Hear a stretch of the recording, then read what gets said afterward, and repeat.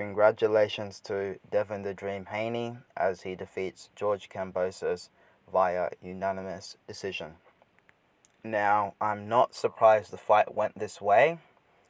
Devin Haney did exactly what I thought he needed to do in terms of his approach. He didn't necessarily stay in the pocket too long in this fight, which was great for him. He used his jab. He didn't use his lead left hook as much as he could have, or as much as he normally does in fights, but realistically, he only needed the jab to win the fight. They say a good right hand can take you around the block, but a good jab can take you around the world, and now Devin Haney is the undisputed lightweight champion of the world. George Kambosos struggled to consistently land in the fight. However, there were spots in the fight where he was landing kind of looping shots. He landed a lot of shots from awkward angles, which is exactly what I thought he needed to do. And he did very well against Teofimo Lopez, but there was no real power in those shots, and Devin Haney saw a lot of the punches coming. Devin Haney looked extremely confident tonight. From his ring walk, when he was being introduced in the ring, and even in his style, you could see he had his hands really low.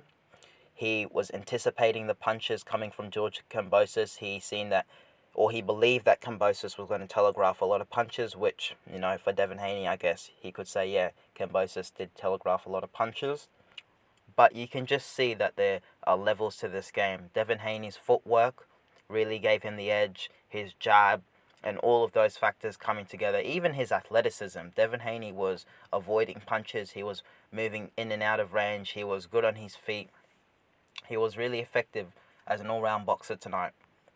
When George Kambosos felt that he had Devin Haney, he would rush in. Devin Haney would step to the side and he would counter-punch George Kambosos.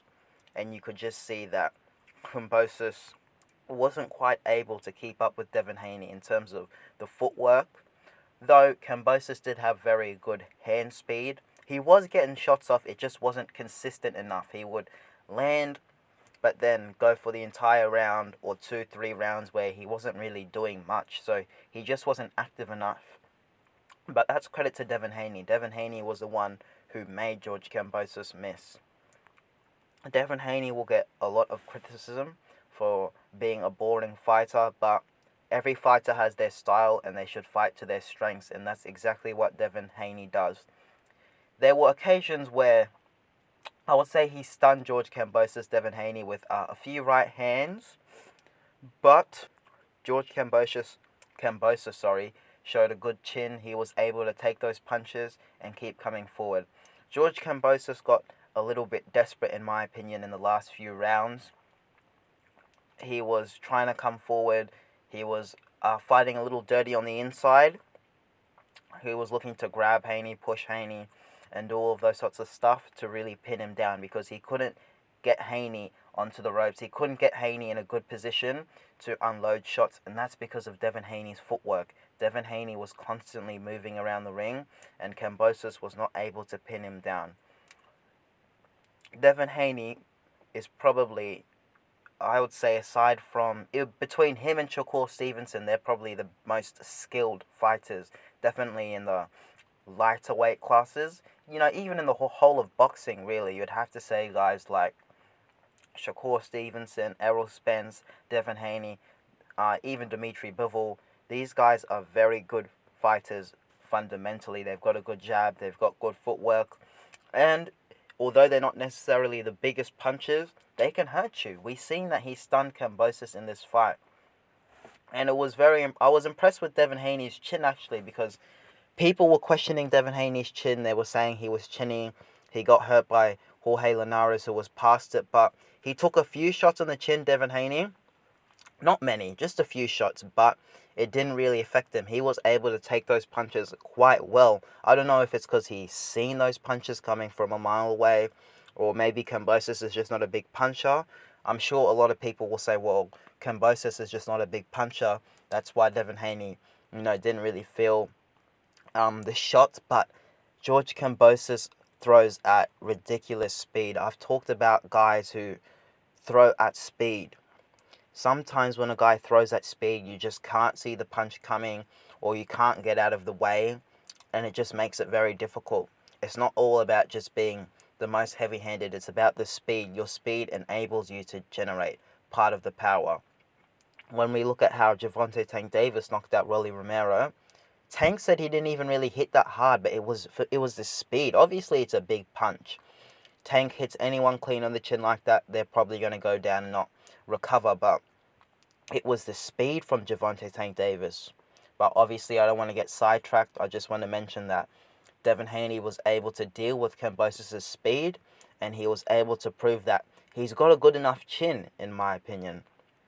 Because people were questioning him, and there were some murmurs and doubts saying that Devin Haney, he doesn't have a great chin, but his chin held up quite well in who was not a big puncher in George Kambosos, but again, hits very fast. But yeah, it was just Devin Haney's jab. George Kambosos wasn't able to establish a rhythm because Devin Haney got in his groove and he was just jabbing Kambosos. He was going to the body and he was even throwing uppercuts. That's one thing that is very impressive in Devin Haney's arsenal, which is he's got a plethora of punches, or a variety of punches, sorry, that he can choose and he can implement throughout the course of a fight. He was also implementing a lot of feints, and Kambosos was biting those feints. And when you're about to throw a punch and a fighter feints, and it just ruins your rhythm, it ruins your momentum, and you're always second guessing. You're thinking, oh, he's going to throw the punch, and then you move your head back, and now you've retreated, and your opposition has got center ring, and you're on the back foot. And that's what he was doing to Kambosos. Kambosos was biting all of the feints in the world. So yeah, just a quick post-fight reaction, guys. Let me know what you guys think in the comments below. Were you impressed with Devin Haney's chin? Did the fight go the way you guys expected it to go? Were you unimpressed with Devin Haney's performance? Were you unimpressed with George Kambosos' performance? Everyone's got different opinions, but for me, I was definitely impressed with Devin Haney's performance. And he really looks to be the most skilled fighter, I would say, in his weight class. But there's other things, such as punching power. If he comes up against a big puncher, how will his chin hold up? His chin held up very good tonight. And I think his chin will hold up, but we're just going to have to wait and see. I don't want to go out and say, this guy is the best, this guy is the best, and this guy is the best, when I don't know. We just need to see everyone fight each other before we can conclusively say that this guy was the best guy. It's good. We finally have an undisputed champion. It looks like Devin Haney is going to rematch George Kambosos and even fight Lomachenko after. I'm not surprised. We knew that there was a rematch clause activated. I've seen a few people saying that, well, I don't want to see a rematch. It was a conclusive fight, but they're contractually obliged to give Kambosos this rematch. So it looks like the rematch will happen again. And maybe Devin Haney will fight Lomachenko after. It looks like it. And then after that, we'll see where he goes, and we'll just see how the division unfolds. There's a lot more big fights to be made.